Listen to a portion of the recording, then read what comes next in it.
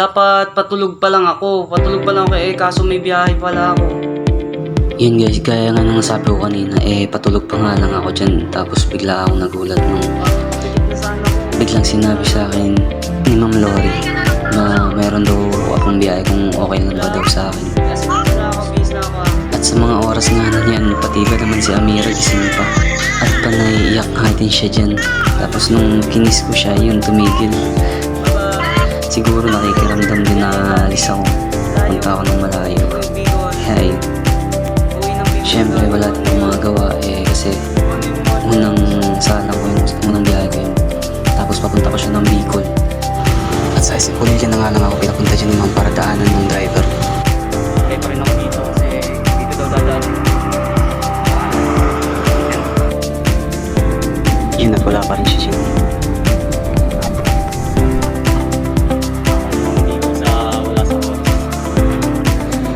Dito na nga yung truck guys at kakarating nga lang dito. Tapos yun, mapapagas muna. At kinakarga na nga pala dito yung ating truck para lasasin at tuloy-tuloy na sa biyahe. At dito nga lang yung guys sa refill tapat ng SM Pulilian. Ayun. Hindi nga pala si Kuya, yung driver namin.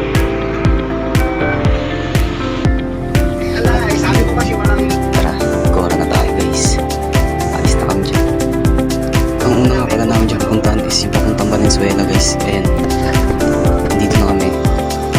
Hinabot kami dyan ng oras na nakahintay kasi dito nga kinakargaan ng parcel yun. Ayan, time check tayo guys, 5:16 ng madaling araw. Yun nga guys, matutulog nga muna pala kami dyan. At alas 11:50 nga kami dyan bumaba guys ng tanghali para kumain. Gutom talaga na yun, gutom.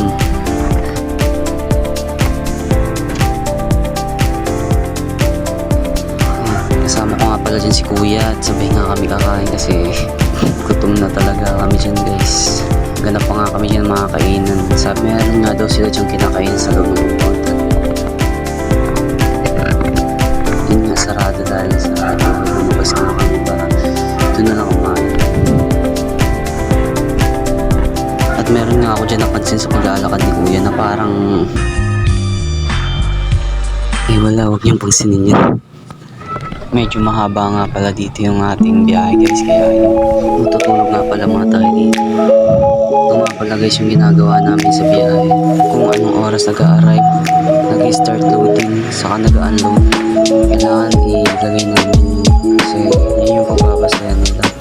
Mahaba yung biyahe namin guys, kaya puro skip yung video na ginawa ko dito. Ayun, merienda nga lang pala kami dyan muna.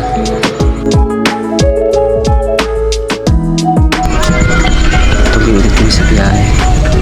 At may napansin nga ako dito guys na kung bakit napakabagal mabante yung mga truck na nasa harapan namin. Meron palang na-aksidenteng truck sa bandang unahan namin kaya ganun.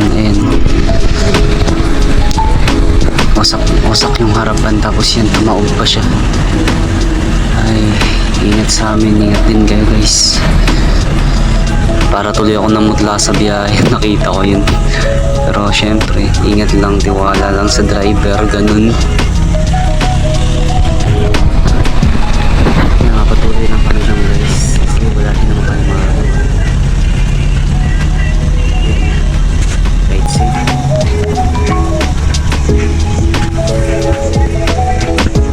Guys, tuloy pa rin tayo sa biyahe. Tamang chill, tamang ride. See yung mga Bicolanos. At nag-stop over nga pala muna kami dito kasi medyo inaantok na yung driver namin na si Kuya. Kasi yun, pati na rin ako, pahinga na rin. Medyo antok kapagod din sa biyahe. Nalabas nga pala muna ako dito guys para umihi.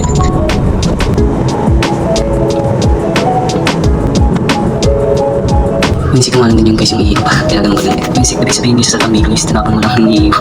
Tamang time na tayo dito habang hindi natin na gumising si Kuya pag bumiyahe. Kung makikita nyo nga guys, sobrang haba nga dito ng traffic dito sa bandang Lopez. Napakahaba ng traffic yan guys. Halos tagal namin bago nakausad yan. Halos harap-harap na yung mga sakyan para lang makaalis. Yan guys, sobrang haba yan. Nakikita, sobrang haba ng traffic dyan. Dahil may ginagawa yung daan na katulad na parang sa MRT na sisimula nga dito. Yan din yung traffic. Hanggang sa unahan ng 12 hour na yan. Hanggang doon sa unahan yan, bago kami nakalabas. Diyan sa Calawag. Calawag kasi Stopover na nga din pala kami dito guys. Madalas kainan daw ni kuya pag bumabiyahe ng Bicol. Ayan. Halos, hindi ko nga alam kung saan papunta yung kainan dyan. Kasi isa sa dami ng truck na huminto para kumain. Kaya sinundan lang din si kuya kung saan papunta. Ayun. At pumipili na nga din ako dyan ng ulam. Kinuha ko nga din dyan guys yung nag-iisang ulam. Ayun. Hindi ko alam yung tawag sa ulam eh, kaya kinuha ko na lang. Nagustuhan ko nga din dyan guys yung ulam nila. Ayun, kung saan nakapila yung mga truck namin. Puro mga chiyente din. May mga dalang mga parcel, katulad namin. Amoy na amoy ko na nga din dito guys, yung amoy probinsya nga talaga. Nasobra ko rin na-miss.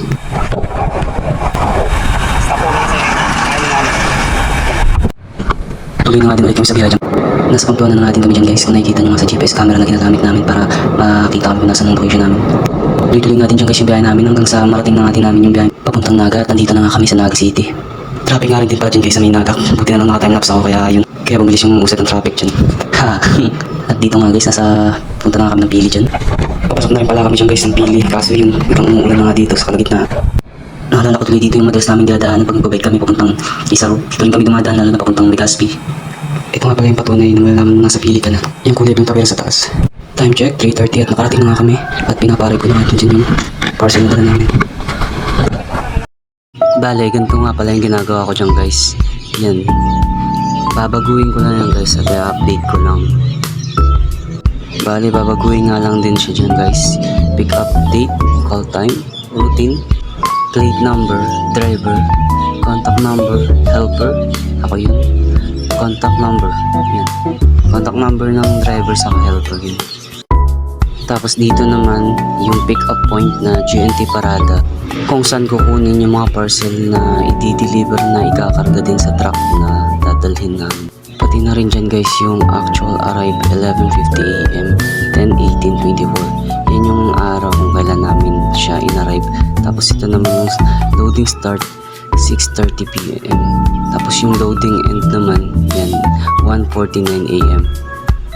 Tapos dito naman guys sunod na ilalagay nyo yung sa actual departure kung kailan natapos kargahan yung truck.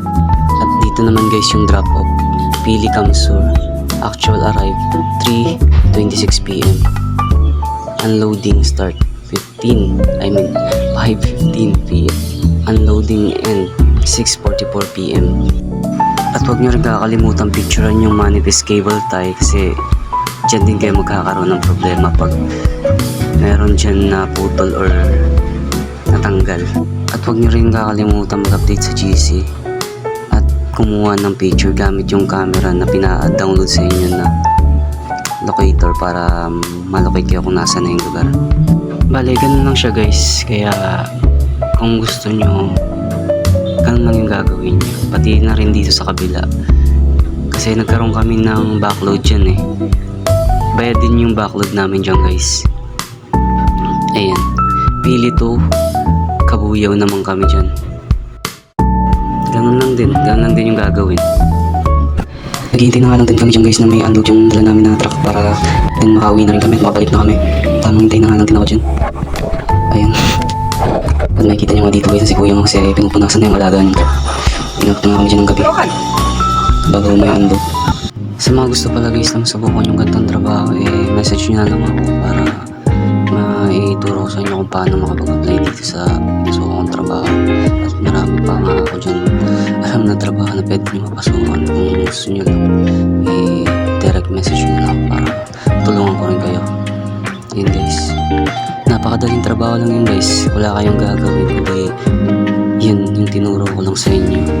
Kasi no touch policy naman dito. Wala kang kailangang hawakan kasi wala ka dyan bubuhatin. Kailangan mo lang mag-update sa GC, kumuha ng mga picture kung nasaan na kayong lugar. Yun lang.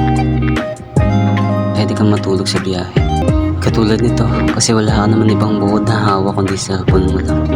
Hindi ka naman magdadrive eh. Yun lang guys. See you sa susunod ko na gagawin na vlog. At yun, sa mga naghahanap ng trabaho, pwede nyo ako message kasi marami din akong alam na trabaho na pwede nyo mapasukan. Katulad na rin ng mga dati ko na rin napasukan na trabaho. Yun lang, salamat. Alam ko marami pa rin dyan magtatanong kung magkano nga ba yung sahod ko dito. Bali per biyahe nga pala to guys. Bali 1.5 nga dyan siya guys yung per biyahe ko. Plus 200 sa unang araw yung allowance, tapos sa susunod naman na araw 150. Kaya yun. Tapos pag may backload naman guys, katulad niya nagkaroon kami ng backload, bali meron akong 750. Depende rin kung magkano yung rate dun sa lugar na pagdadala namin ng backload. Tapos yun nga guys, dun nga sa payslip ko, nagdideduct nga sila dun ng 200 para sa savings daw. Maraming salamat ulit guys. Kita ulit tayo sa susunod na video kong gagawin. Yun lang.